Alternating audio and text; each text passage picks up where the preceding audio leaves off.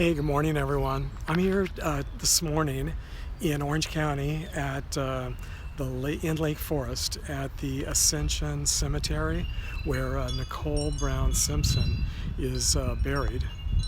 Her gravesite is right behind me. I'm just standing here in the shade of a tree, which is kind of nice. It's a very sunny summer day here.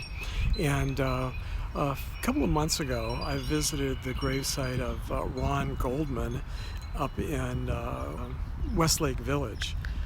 And so I wanted to come today and visit the grave of Nicole Brown Simpson. They were murdered together. He was just in the wrong place at the wrong time. She seemed to have been the target of the killing, and he was there trying to protect her and was murdered. I don't know if you can see her grave behind me there. I'll turn around so you can actually get a better view of it. There's a note that someone left just the other day with some flowers. It's always nice to know that people are remembered, especially when they died so young and so tragically. This is the mausoleum behind me, and they're doing some construction right in front of the wall there. It's a pretty small cemetery, and the grave is easy to find if you want to visit. So I'm going to turn the camera around so you can see the grave itself.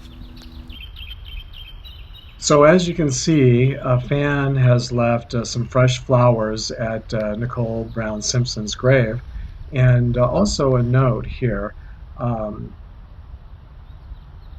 which was dated just a couple of days ago, and on the 20th, and that was the date that O.J.Simpson was granted parole on a separate crime.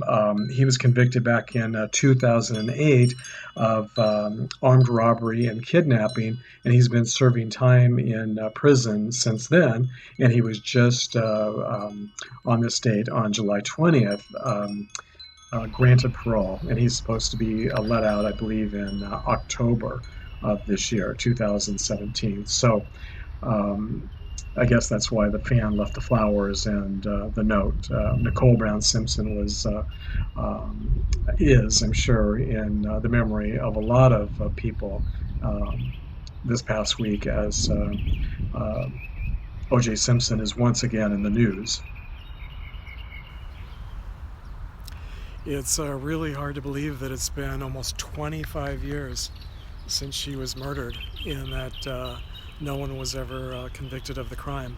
Well, actually, O.J. Simpson was, I believe, convicted in a civil suit, but not in the actual trial. This was one of the biggest crimes of the century.